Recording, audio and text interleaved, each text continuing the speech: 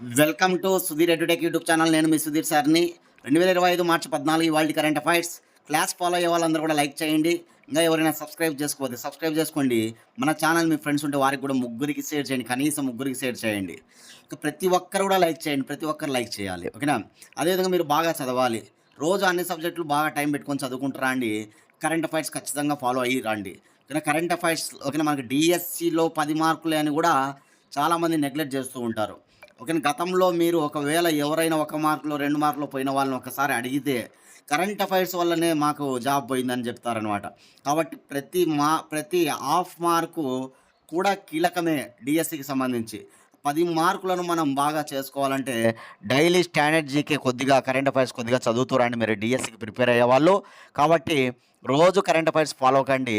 మిగతా ఎవరైనా సరే గ్రూప్స్కి ప్రిపేర్ అవుతున్నారా, లేదా రైల్వేస్కి ప్రిపేర్ అవుతున్నారా, లేదా కానిస్టేబుల్ ఎస్ఐకి ప్రిపేర్ అవుతున్నారా, JL junior lecturers, DL degree lecturers prepare అవుతున్నారా, మీరు వేటికి ప్రిపేర్ అయినా కూడా ఓకేనా, ఇక్కడ కరెంట్ అఫైర్స్ అండ్ జీకే అనేటువంటి కీలకమైన రోల్ పోషిస్తుంది. కాబట్టి కరెంట్ అఫైర్స్తో పాటు మనం అక్కడక్కడ వచ్చినప్పుడు ఆ సంస్థలో అవి ఓకేనా, అదేవిధంగా క్రీడలు వచ్చినప్పుడు క్రీడల గురించి, ఓకేనా, సమ్మిట్స్ వచ్చినప్పుడు సమ్మిట్ల గురించి ఇలా చెప్తూ ఉంటాం. కాబట్టి అవి మీకు బాగా పనిచేస్తాయి. కాబట్టి ఖచ్చితంగా మీరు రోజు ఫాలో అవుతారండి, ఒక్క రోజు మిస్ కాకుండా, ఓకేనా? మేము రోజు 7 గంటలకు పెట్టడానికి ట్రై చేస్తాం, రాత్రి 7 లోపల. కొన్ని అనివార్య కారణం వల్ల ఆ రోజు కాకపోతే మరుసటి రోజు క్లాస్ వస్తుంది. కాబట్టి రోజు 7-8 మధ్యలో మీరు క్లాస్ వినడానికి ట్రై చేయండి. ఏ రోజుది ఆ రోజు వినండి, ఓకేనా? ముందుగా అందరూ లైక్ చేయాలి. చాలామంది ఇప్పటికీ లైక్ చేయలేదు. మీరు లైక్ చేస్తే నేను క్లాస్ స్టార్ట్ చేస్తా. కాబట్టి అందరూ లైక్ చేయండి. ఓకే, థ్యాంక్స్, అందరూ లైక్ చేసినారు. కాబట్టి మీరు క్లాస్కి వెళ్ళిపోతున్నా నేను, ఓకేనా? ఇంకా లైక్ చేయని వాళ్ళు చాలామంది ఉన్నారు, లైక్ చేయండి.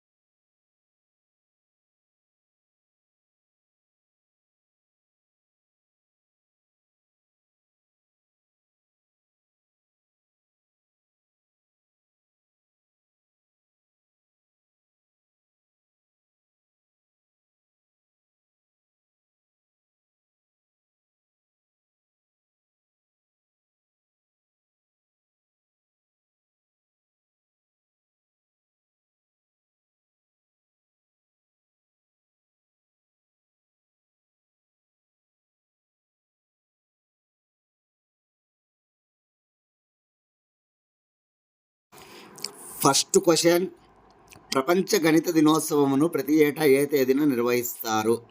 ప్రపంచ గణిత దినోత్సవమును ప్రతి ఏటా ఏ తేదీన నిర్వహిస్తారు? మార్చి 14, మార్చి 14, మార్చి 14వ తారీఖున గణిత దినోత్సవం అన్నమాట. చూడండి, దీనికి సంబంధించి కొన్ని విషయాలు మీరు నోట్ చేసుకోవాలి. క్రీస్తు పూర్వం 3వ శతాబ్దంలో ఆర్కిమెడిస్ అనేటువంటి గణిత శాస్త్రవేత్త గ్రీకు గణిత శాస్త్రవేత్త ఈ పై అంటే మీ అందరికీ తెలుసు కదా, 22/7, 3.145. పై విలువ తెలుసు కదా, పై వాల్యూ 22/7. దాన్ని మనం చేస్తే 3.145 వస్తుంది కదా. ఆ విలువను కనుగొన్నది ఎవరంటే కనుక మన ఆర్కిమెడిస్. ఇతనిని మన గణిత శాస్త్ర పితామహుడు అంటాం, ఫాదర్ ఆఫ్ మ్యాథమెటిక్స్ అంటాం అన్నమాట ఆర్కిమెడిస్ గారిని. కాబట్టి గుర్తుపెట్టుకోవాలి, ఆర్కిమెడిస్ పై విలువను కనుగొన్నాడు. ఇక 1737వ సంవత్సరంలో లియోన్హార్డ్ యూలర్ అనే స్విట్జర్లాండ్ దేశానికి చెందిన శాస్త్రవేత్త, లియోనార్డ్ యూలర్ అనేటువంటి స్విట్జర్లాండ్ దేశానికి చెందిన శాస్త్రవేత్త దీన్ని ప్రపంచానికి పరిచయం చేశాడు. పై విలువను ప్రపంచానికి పరిచయం చేసినటువంటి వ్యక్తి అనమాట లియోనార్డ్ యూలర్ అనేటువంటి వ్యక్తి. ఆ విషయాన్ని మీరు మైండ్లో పెట్టుకోవాలి. తర్వాత 1988లో ప్రపంచ గణిత దినోత్సవాన్ని చేసుకోవాలని 1988లో ప్రతి ఏటా మార్చి 14ను ప్రపంచ గణిత దినోత్సవం, వరల్డ్ మ్యాథమెటిక్స్ డేని చేసుకోవాలని అమెరికా శాస్త్రవేత్త లూరీ షా నిర్ణయించడం జరిగిందనమాట. కాబట్టి ఇక్కడ ముగ్గురు శాస్త్రవేత్తలు మీరు గుర్తుండాలి. ఆర్కిమెడిస్ ఒకరు, లియోన్హార్డ్ యూలర్ ఒకడు, నెంబర్ 3 వచ్చేసి లూరీ షా ఒకరు. కాబట్టి మార్చి 14న ప్రతి ఏటా గణిత శాస్త్ర దినోత్సవాన్ని చేసుకుంటున్నారు. ఇప్పుడు గణితం అంటే మనకు తెలియదు కదా, దాని యొక్క వాల్యూ తెలియంది కాదనమాట. ఎంతోమందికి రోజు ఉద్యోగాలు చేస్తూ ఎంతోమందిని బతికిస్తుందంటే అది గణితమే. కాబట్టి చాలా ఇంపార్టెంట్‌గా గుర్తుపెట్టుకోవాలి. మన గుప్తుల కాలంలో కూడా గణిత శాస్త్రవేత్తలు కనిపిస్తారు మన దేశంలో కూడా చాలా బ్రహ్మాండంగా. గుప్తుల కాలంలో కూడా గొప్ప గొప్ప గణిత శాస్త్రవేత్తలు కనిపిస్తారు. For example Aryabhata. ఆర్యభట్ట సున్నా విలువను కనుగొన్నాడాయన ఆర్యభట్ట. 0 కాబట్టి సున్నాను కనుగొన్నది ఎవరని ఎగ్జామ్‌లో మొన్న కానిస్టేబుల్ మీకు అడిగారు. భారతీయులు. సున్నాను కనుగొన్నది ఎవరు? భారతీయులు. అతనే ఆర్యభట్ట. కాబట్టి మనం దశాంశమాన పద్ధతిని ఆయనే. దశాంశమాన పద్ధతి ఆర్యభట్ట. కాబట్టి ఇవన్నీ కూడా మనం చూస్తాం మన చరిత్రలో కూడా గణిత శాస్త్రవేత్తలను. ఇప్పుడు మన దేశంలో గొప్పగా ఇప్పుడు ఆధునిక భారతదేశం తీసుకుంటే గనక మనము రామానుజన్ గారిని చెప్పుకుంటారు. రామానుజన్ గారిని చెప్పుకుంటారన్నమాట. ఏకంగా ఆయన పుట్టినరోజు సందర్భంగా మనం భారతదేశ గణిత శాస్త్ర దినోత్సవాన్ని నిర్వహిస్తాం. రామానుజన్ పుట్టినరోజు డిసెంబర్ 22. ఆయన పుట్టినరోజును పురస్కరించుకుని ప్రతి ఏటా కూడా గణిత శాస్త్ర దినోత్సవాన్ని మనం చేస్తాం. డిసెంబర్ 22. ఇన్ఫినిటీని కనుగొన్నాడు అనమాట ఆయన. ఇన్ఫినిటీని కనుగొన్నాడు రామానుజన్ గారు. ఇట్లా రామానుజన్ కూడా మనం గుర్తుండాలి ఖచ్చితంగా మన దేశానికి సంబంధించి. అలా డిసెంబర్ నెలలో చాలా ముఖ్యమైన దినోత్సవాలు కూడా మనం చూస్తాం. డిసెంబర్ 1 ఎయిడ్స్ డే చూస్తాం. డిసెంబర్ 10 చాలా ఇంపార్టెంట్గా మానవ హక్కుల దినోత్సవం, హ్యూమన్ రైట్స్ డే, మానవ హక్కుల దినోత్సవం. అదేవిధంగా డిసెంబర్ 16 విజయ్ దివాస్. డిసెంబర్ 22 గణిత శాస్త్ర దినోత్సవం, భారతదేశ గణిత శాస్త్ర దినోత్సవం డిసెంబర్ 22. డిసెంబర్ 23 మనకి వ్యవసాయం రైతాంగ దినోత్సవం అనమాట, ఫార్మర్స్ డే. ఎవరి పుట్టినరోజు అంటే కనుక మాజీ ప్రధానమంత్రి చరణ్ సింగ్ గారి పుట్టినరోజు. అతని రైతు బాంధవుడు అంటాం. ఆయన పుట్టినరోజు సందర్భంగా మనం రైతాంగ దినోత్సవం చేయడం జరుగుతుందన్నమాట. సరే, ఇవన్నీ పక్కన పెడితే కనుక గణిత శాస్త్రానికి సంబంధించి ఈ ఏడాది theme mathematics day. Theme note చేసుకోండి. Mathematics, art, creativity. ఈ 3 పదాలు గుర్తుండాలి మీకు. Mathematics, art, creativity. మ్యాథమెటిక్స్ అంటే గణితం, ఆర్ట్ అంటే కళ, క్రియేటివిటీ అంటే సృజనాత్మకత. గణితము, కళ, సృజనాత్మకత అనేటువంటి థీమ్ అనమాట. నోట్ చేసుకొని చదువుకోవాలి, చాలా ఇంపార్టెంట్.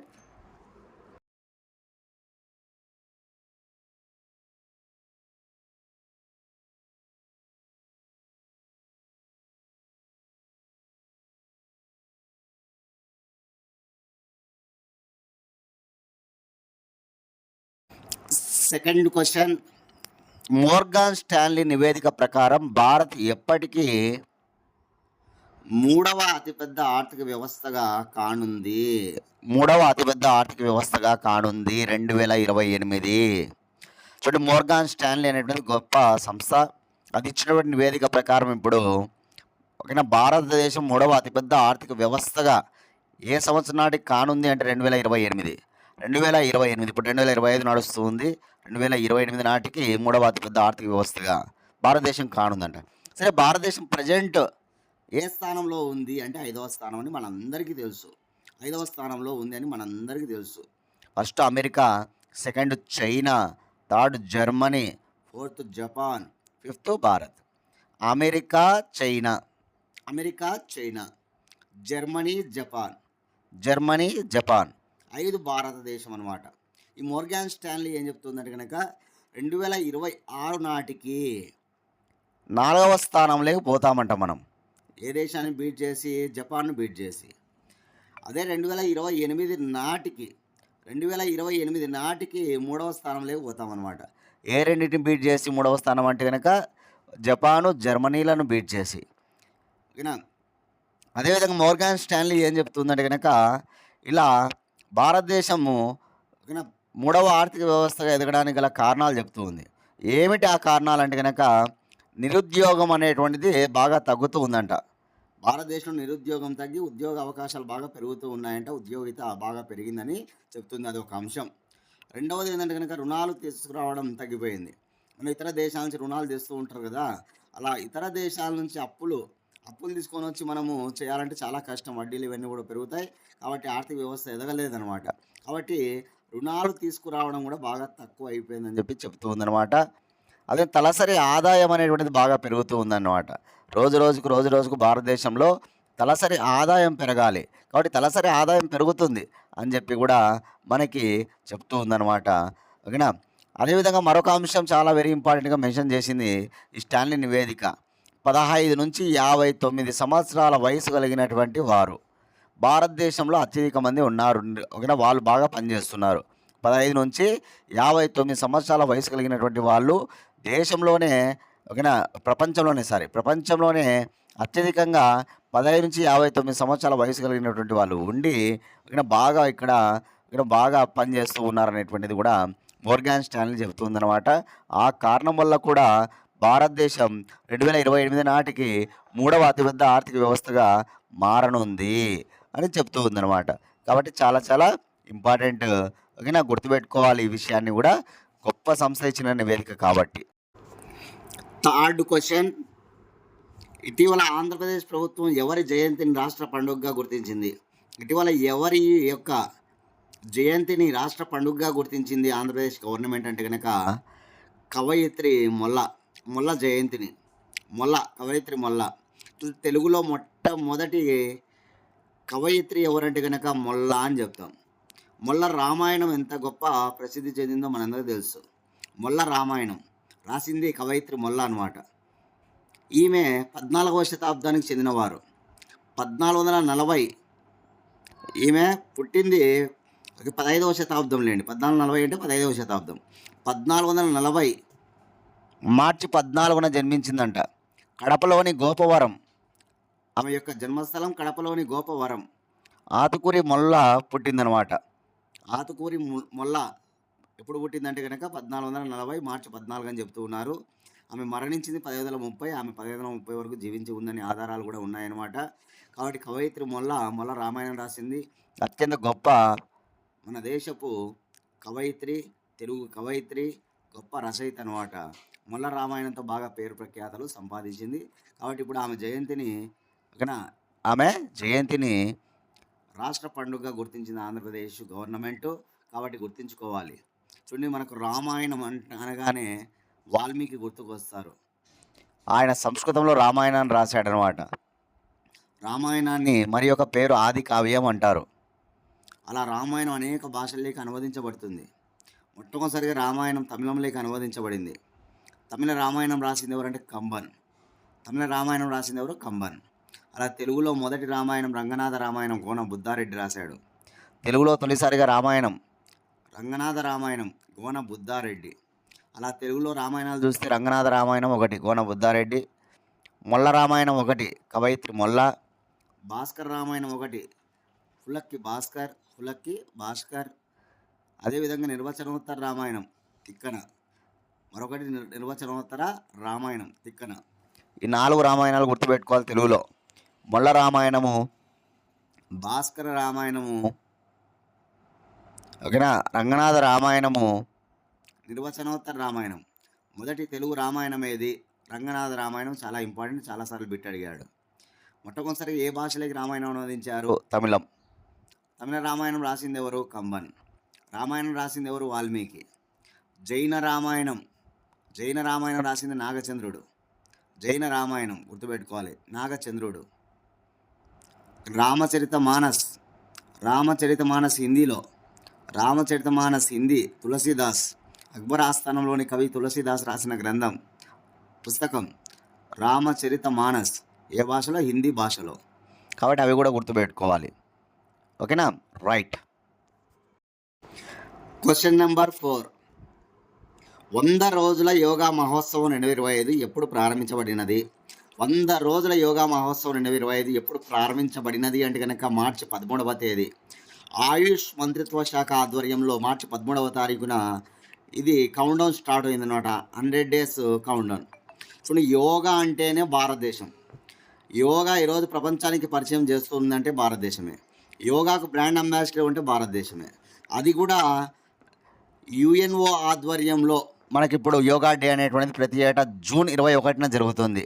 జూన్ 21 మనందరికీ తెలుసు యోగా డే అని.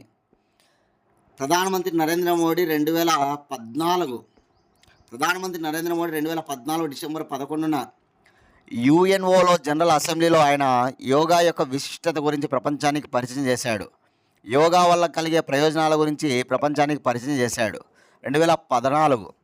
ఆ క్రమంలో భాగంగా యుఎన్ఓ వాళ్ళు ప్రతి ఏటా కూడా యోగా దినోత్సవాన్ని చేయాలని నిర్ణయించారు. జూన్ 21న 2015లో ప్రారంభించబడింది యోగా డే. 2015లో ప్రారంభించబడింది యోగా డే.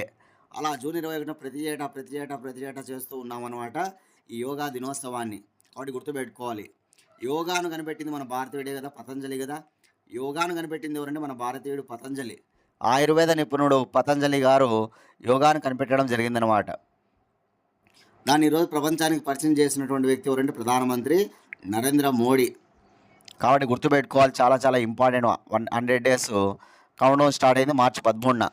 అంతేకాదు యునెస్కో యొక్క ఇంటాంజిబుల్ కల్చరల్లో కూడా మనకు యోగా అనేటువంటిది ఉందన్నమాట. యునెస్కో మనకు తెలుసు కదా, హెరిటేజ్ సైట్స్ అని ఇట్లా మనకి కొన్ని ఉంటాయన్నమాట దాంట్లో భాగాలు. అందులో ఇంటాంజిబుల్ కల్చరల్ అనేది ఒకటి ఉంటుందన్నమాట. యునెస్కో ఇంటాంజిబుల్ కల్చరల్లో మన దేశానికి సంబంధించి 15 వాటికి చోటు దక్కింది. ఆ 15 వాటిలో ఒకటి యోగా కూడా. 2016లో చోటు సంపాదించింది యోగా.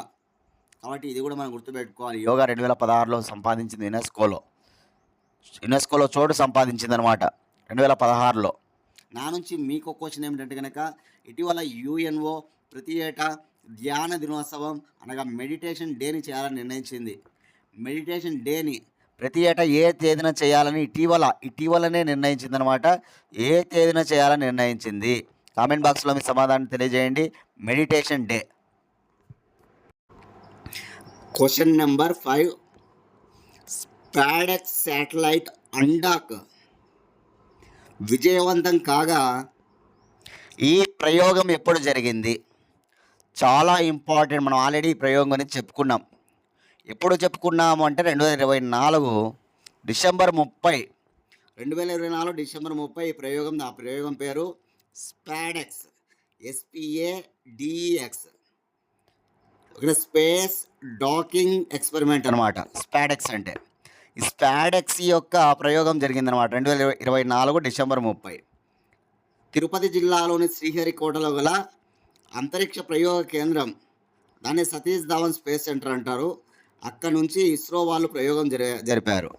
ఇస్రో ఆధ్వర్యంలో ఈ ప్రయోగం జరిగిందని మనందరికీ తెలుసు. స్పాడెక్స్ ప్రయోగం PSLV C60 రాకెట్ ద్వారా, polar satellite launching vehicle PSLV C60 ద్వారా ఈ ప్రయోగం జరిగిందని కూడా మనకు తెలుసు. ఇందులో భాగంగా ఎన్ని ఉపగ్రహాలు? 2 ఉపగ్రహాలు. SDX-1 దాన్ని మనం చేజర్ శాటిలైట్ అంటాం. దేనిగా పంపించారు? మొదటి ఉపగ్రహంగా పంపించారు చేజర్. అదే SDX-2 దీన్ని టార్గెట్ అంటాం. ఇలా 2 శాటిలైట్స్ అనమాట, చేజరు, టార్గెట్. ఈ 2 శాటిలైట్లను పంపించారు వేరువేరుగా. తర్వాత ఆ రెండింటిని డాకింగ్ చేయడం జరిగింది. డాకింగ్ ఎప్పుడు చేశారంటే కనుక 2025 జనవరి 16వ తారీఖున డాకింగ్ సక్సెస్ అయిందనమాట. 2025 జనవరి 16వ తారీఖున డాకింగ్ అంటే ఏం లేదు, ఈ 2 ఉపగ్రహాలు వేరువేరుగా ఉన్న ఈ 2 ఉపగ్రహాలను కలుపుతారనమాట. ఈరోజు డాకింగ్ గురించి కాదు మనం మాట్లాడేది, అన్డాకింగ్ గురించి మాట్లాడుతున్నాం. ఇదే ప్రయోగంలో అన్డాకింగ్ కూడా జరిగిందనమాట. అన్డాకింగ్ అంటే ఇప్పుడు కలుసుకున్న ఉపగ్రహాలు ఉన్నాయి కదా, వాటిని ఇప్పుడు వేరు చేస్తున్నారనమాట. ఎప్పుడు వేరు చేశారండి? 2025 మార్చి 13. 2025 మార్చి 13 ఆ 2 ఉపగ్రహాలు చేజరు, టార్గెట్ ఉపగ్రహాలు ఎప్పుడు అవి జనవరి 16వ తారీఖున కలిసిపోయాయి కదా, వాటిని ఇప్పుడు ఏం చేస్తున్నారంటే అన్డాకింగ్ చేస్తున్నారు. డాకింగ్ అంటే కలపడము, అన్డాకింగ్ అంటే వేరు చేయడం. ప్రపంచంలో 4వ దేశంగా మనం అవతరించాం. మొట్టమొదటిసారి ఇంతవరకు ఎప్పుడు కూడా మనం డాకింగ్ స్పాడాక్స్ ఎప్పుడు చేయలే. మొట్టమొదటి ప్రయోగం అనమాట మనకి, అది సక్సెస్ కావడం జరిగిందనమాట. కాబట్టి మన ఇస్రో సాధించిన మరొక విజయం అనమాట ఇది. కాబట్టి గుర్తుంచుకోవాలి, ఓకేనా. ఎన్నవ దేశంగా మనం అవతరించామంటే 4వ దేశంగా మనం అవతరించడం జరిగింది. ఓకే, 3 దేశాలు ఉన్నాయన్నమాట ఇట్లా డాకింగ్ ఉపగ్రహాలు ఓకేనా కలపడం అనేటువంటిది ఓకేనా ఉన్నాయి. కాబట్టి గుర్తుపెట్టుకోవాలి, చాలా చాలా ఇంపార్టెంటు. అసలు దేనికోసం ఈ ప్రయోగం అంటే, రానున్న రోజుల్లో మనం చంద్రయాన్ 4 అనే ప్రయోగాన్ని చేయాలని నిర్ణయించాం. అదేవిధంగా మానవులను గగన్యాన్ ప్రాజెక్టు తెలుసు కదా, మానవులను అంతరిక్షంలోకి పంపించాలనే కార్యక్రమం గగన్యాన్ ప్రాజెక్ట్ కావచ్చు. అదేవిధంగా చంద్రునిపైకి మానవులను పంపించాలనే కార్యక్రమం కూడా మనకి ఉంది. చంద్రుని పైన మానవులను పంపించాలనే కార్యక్రమం కూడా మనం చేయబోతూ ఉన్నాం. కాబట్టి ఇట్లాంటి వాటన్నిటికి కూడా ఈ పని చేస్తుందన్నమాట. అంటే ఈ సిస్టమ్ చాలా చక్కగా పనిచేస్తుందన్నమాట. స్పాడెక్స్ అనేటువంటి దాంట్లో భాగంగా డాకింగ్, అన్డాకింగ్ జరిపాం కదా! అది చాలా పనికొస్తుందన్నమాట. కాబట్టి దానికోసం చేశారు. కాబట్టి గుర్తుంచుకోవాలి. చాలా చాలా ఇంపార్టెంట్ ఇప్పుడు నేను చెప్పిన విషయాలు. నా నుంచి మీకు క్వెషన్ ఏమిటంటే గనక చంద్రయాన్-3 అనేటువంటిది మనం ఏ రాకెట్ ద్వారా ప్రయోగించాం?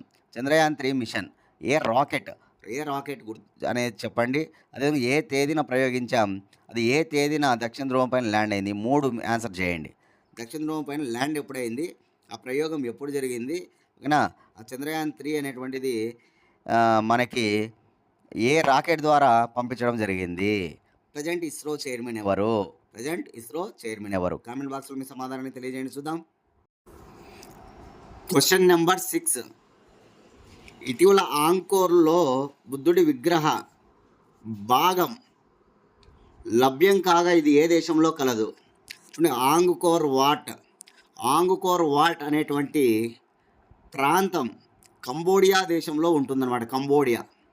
ఈ కంబోడియాలోని ఆంకోర్ వాట్లో ఇప్పుడు ఒక బుద్ధుని విగ్రహం యొక్క భాగం లభ్యమైందనమాట. అది ఏ భాగం అంటే కనుక మొండం, బుద్ధుడి యొక్క మొండం లభ్యమైందనమాట.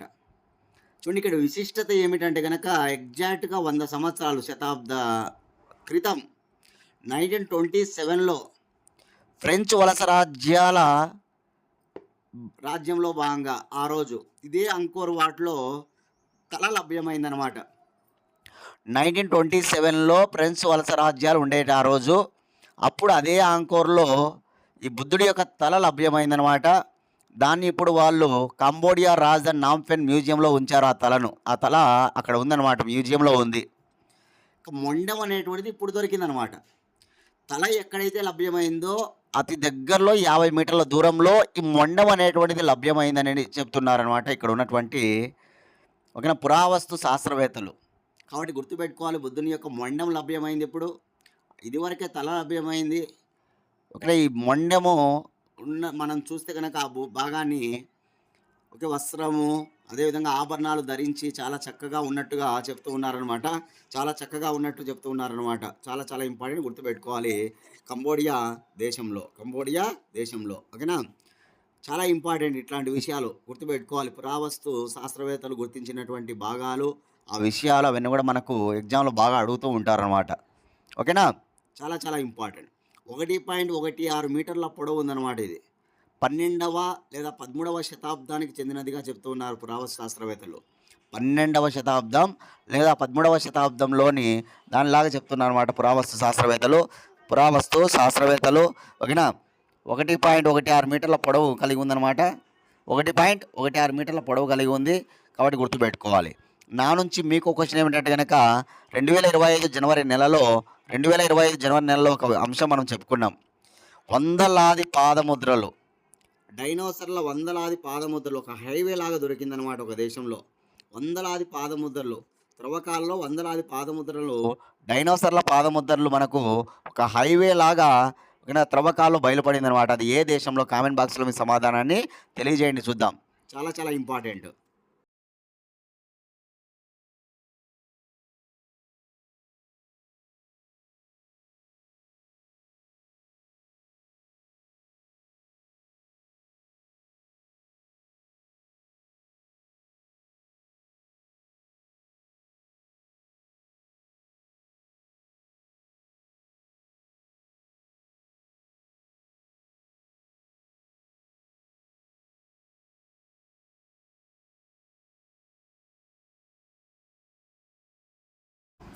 Question number 7. ప్రపంచంలోనే తొలిసారిగా హార్ట్ అటాక్ వ్యాక్సిన్ తయారీలో ఏ దేశం వార్తలలో ఉన్నది?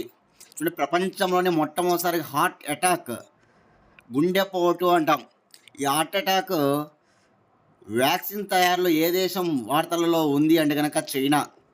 ఈ చైనా దేశ శాస్త్రవేత్తలు దీనికి సంబంధించి వ్యాక్సిన్ తయారు చేసి మొదట ఎలుకలకు ఇవ్వడం జరిగిందనమాట. ఈ ఎలుకలకు ఇవ్వడం వల్ల అక్కడ విజయవంతంగా హార్ట్ అటాక్ అంటే దాంట్లో ఉన్నటువంటి ఇమ్యూనిటీ పవర్ను పెంచి హార్ట్ అటాక్ను తగ్గించడం, అది రాకుండా చేయడం వాళ్ళు గమనించారనమాట. కాబట్టి అతి త్వరలోనే ఇది మనం మానవులలో కూడా సక్సెస్ కావాలని మనం అందరం కూడా కోరుకోవాలి. ఎందుకంటే హార్ట్ అటాక్ వల్ల ఎంతమంది చనిపోతూ ఉంటారో మనం చూస్తుంటాం, కళ్ళారా చూస్తుంటాం. వీరికి హార్ట్ అటాక్ వల్ల చనిపోయాడు, హార్ట్ అటాక్ వల్ల చనిపోయాడని చెప్తూ ఉంటారనమాట. కాబట్టి ఇట్లాంటి వ్యాక్సిన్స్ వచ్చినట్లయితే గనక మనకి ఇబ్బంది లేకుండా హార్ట్ అటాక్ రాకుండా మన వాళ్ళు ఇంకా కొద్ది కాలం బాగా ఆరోగ్యవంతంగా జీవించవచ్చనమాట. కాబట్టి గుర్తుంచుకోవాలి. ఓకేనా? ఎలుకలలో ఈ ప్రయోగం సక్సెస్ అయింది. ఏ దేశ శాస్త్రవేత్తలు అంటే చైనా దేశ శాస్త్రవేత్తలు. చూడండి, మనందరికీ తెలుసు హార్ట్ అటాక్ రావడానికి ప్రధాన కారణం ఏందంటే గనక ఈ కొవ్వు అనేటువంటిది పేరుకుపోతుంది. ఆ రక్తనాళాలు ఉంటాయి కదా! ఓకేనా? రక్తనాళాలు. ఈ రక్తనాళాల్లో కొవ్వు పేరుకుపోవడం వల్ల ఆ హృదయ స్పందన ఆ హృదయ స్పందన ఏదైతే ఉంటుందో అది జరక్క ఉన్నట్టుండి ఆ గుండెపోటు రావడం చనిపోతారనమాట. రక్తనాళాల్లో రక్తం బాగా ప్రవహించాలి.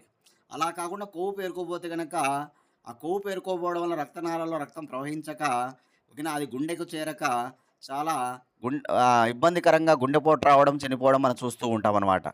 రక్తనాళాలలో చెడు కొవ్వు అంటే కొవ్వు చేరకూడదు. అదేవిధంగా చెడు రక్త కణాలు కూడా ఉండకూడదనమాట. కాబట్టి అలా ఇక్కడ వీళ్ళు ఏం చేస్తున్నారంటే గనక ఈ వ్యాక్సిన్ ద్వారా ఆ వ్యాక్సిన్ ఇచ్చినప్పుడు ఈ తెల్ల రక్త కణాలు ఏవైతే ఉంటాయో టీ సెల్స్ అని ఉంటాయన్నమాట. ఆ టీ సెల్స్‌ని యాక్టివ్ చేస్తారు. ఆ టీ సెల్స్‌ని యాక్టివ్ చేయడం వల్ల ఆటోమేటిక్‌గా మన శరీరంలో ఇమ్యూనిటీ పవర్ బాగా పెరుగుతుంది. ఈ వ్యాధి నిరోధక శక్తి బాగా పెరగడం వల్ల ఇట్లాంటిది గుండెపోటు రాదు అనేటువంటిది వీళ్ళ భావన అనమాట. కాబట్టి గుర్తుపెట్టుకోవాలి. హృదయం అధ్యయన శాస్త్రం, గుండె, హృదయం అధ్యయన శాస్త్రం, హార్ట్ అధ్యయన శాస్త్రం ఏదంటే కార్డియాలజీ. కార్డియాలజీ అని మనందరికీ తెలుసు.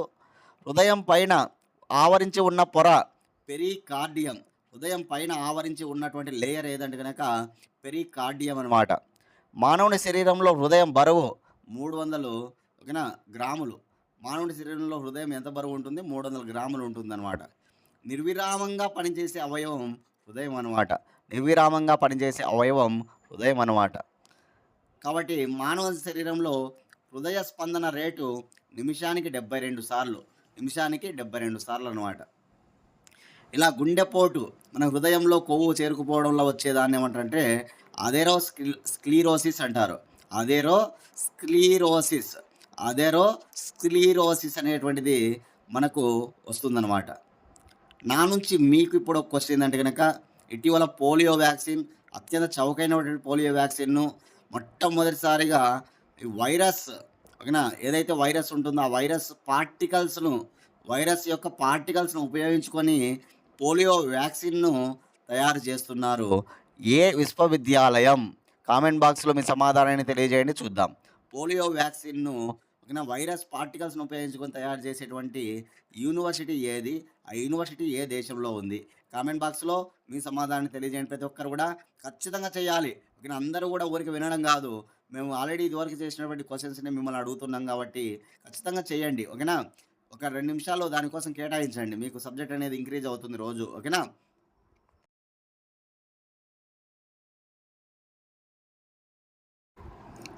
అందరూ క్లాస్ ఫాలో అయ్యే వాళ్ళందరూ లైక్ చేయాలి. ప్రతి ఒక్కరు లైక్ చేయాలి. ఖచ్చితంగా లైక్ చేయాలి. ఎందుకంటే మీ లైక్సే మేము మరిన్ని క్లాసులు చేయడానికి మమ్మల్ని మరింతగా ముందుకు తీసుకొని వెళ్తుందన్నమాట. మాకు బూస్టప్ ఇస్తుందన్నమాట.